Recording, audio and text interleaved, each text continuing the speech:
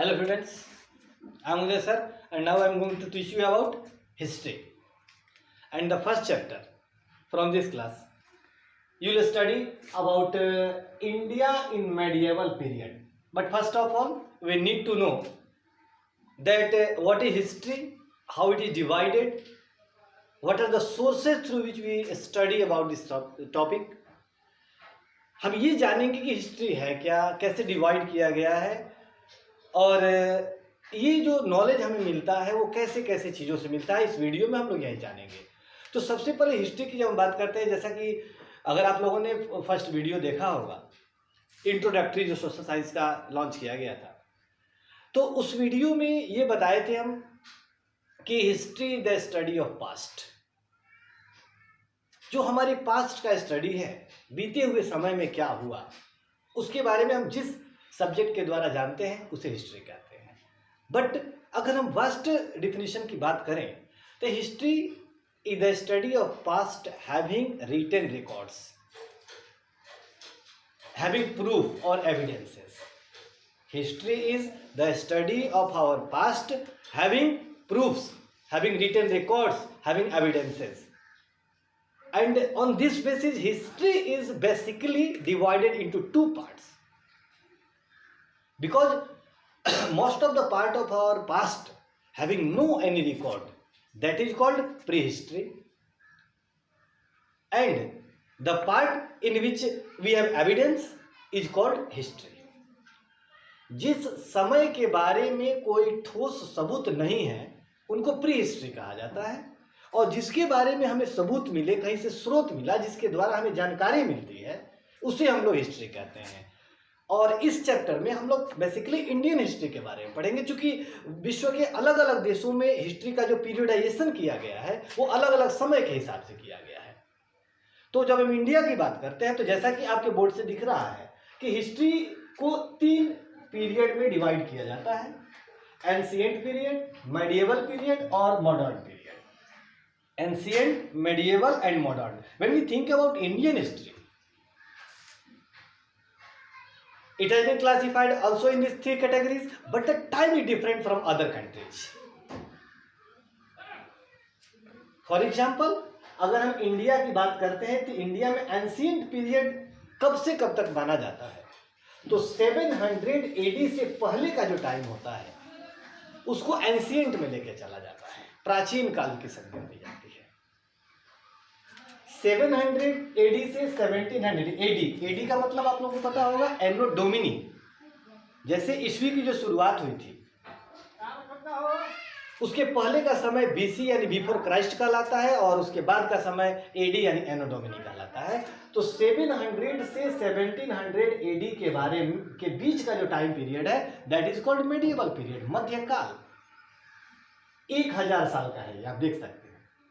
और उसके बाद का जो टाइम है 1700 के बाद से उसको मॉडर्न पीरियड कहते हैं, आधुनिक काल कहते हैं। That is periodisation of history, ancient, modern and ancient, medieval and modern. Before 700 ancient period, 700 to 1700 medieval period, and after 1700 till now modern period.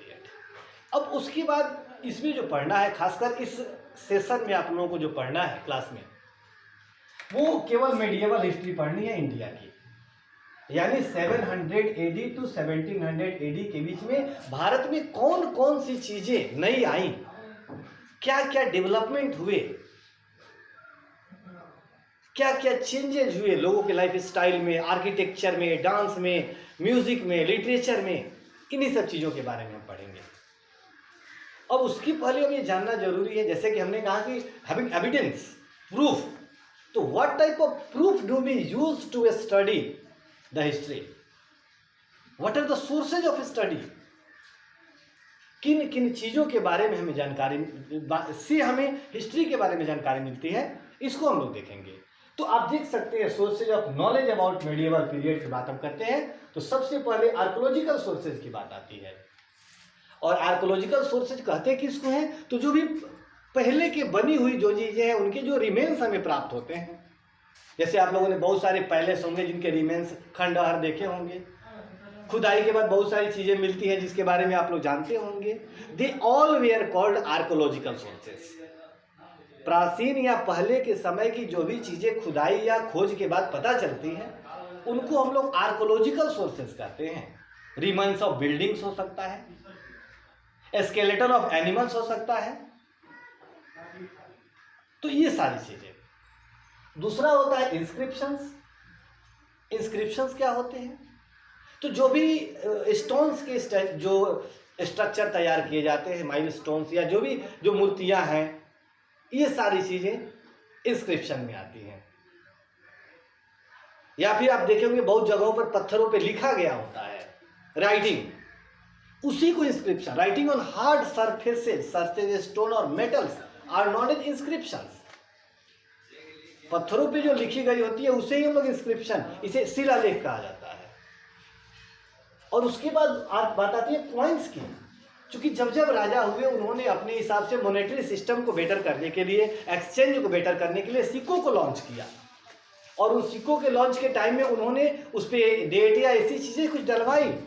तो इसके माध्यम से भी जब हमें किसी एज का, किसी टाइम का कोई सिक्का मिलता है तो उसको देख के हम उस समय के मेटलिक कंडीशन के बारे में, किन किन धातुओं के सिक्के बनते थे, मतलब ये इस तरह से हमें जानकारी मिलती है। पेंटिंग्स, जब हम पेंटिंग किसी समय की बात करते हैं तो पेंटिंग देख के हमें उस समय के एक तरह से ड्राइंग स्टाइल, कलर यूज्ड, ये सब चीज़ों के बारे में जानकारी मिलती है। किस तरह से लोग पेंटिंग बनाते थे, पेंटिंग की थीम क्या होती थी, किस एज की, ये चीज़ें। उसके बाद आता है म्यूजिक फॉर्म्स। ये भी हिस्ट्री के बहुत इंपॉर्टेंट सोर्स है, क्योंकि समय के साथ साथ म्यूजिक फॉर्म, डांस फॉर्म, ये सारी चीज़ें बदलती हैं। तो इसके द्वारा भी हमें अपनी हिस्ट्री की पता चलती है, के बारे में पता चलता है। और उसके बाद सबसे जो इम्पोर्टेंट है वो है लिटरेरी सोर्सेस। मेडिएवल पीरियड में जो भी स्कॉलर्स हुए, जो भी विद्वान हुए, जो भी लेखक हुए, जो ऑथर्स हुए, उन्होंने तब की बातों को किस तरह से देखा है, कैसे लिखा है। जब हम उनके ये जो संस्मरण पढ़ते हैं, जब उनके क्रॉनिकल्स हम देखते हैं, हेनसांग, फाहियान, उसके बाद अगर हम भारत की बात करते हैं तो चाणक्य के नाम आते हैं। यानी बहुत ऐसे विद्वान हैं जिन्होंने अलग अलग थीम पर, किसी ने पॉलिटिकल, किसी ने इकोनॉमिकल, किसी ने एक तरह से हिस्ट्रिकल, जो एक कलेक्शन अपना तैयार किया था, रिकॉर्ड तैयार किया था, उसके बारे में जब हम लोग पढ़ते हैं तो उससे भी हमें अपनी हिस्ट्री के बारे में पता चलता है। उसके बाद जब हम लिटरेरी सोर्स के बाद, तो ये जब चीज़ें हम जान लेते हैं, उसके बाद आती है बात कि ये जो नॉलेज हैं, ये तो सोर्स हो गया। अब इस चैप्टर में हम लोग को और पढ़ना है कि इस मेडिएवल पीरियड में भारत में कौन कौन से राजाओं का शासन रहा। कहीं पाल थे, कहीं प्रतिहार थे, कहीं राष्ट्रकूट थे, कहीं चोल थे, कहीं चेर थे, कहीं पांड्य थे, कहीं परमार थे। तो it means all the economic, political, social systems of this period will be studied in this book also. So in this video, that's all. You will revise it again about periodization, about sources. We will come again in the next video. That's all. Bye.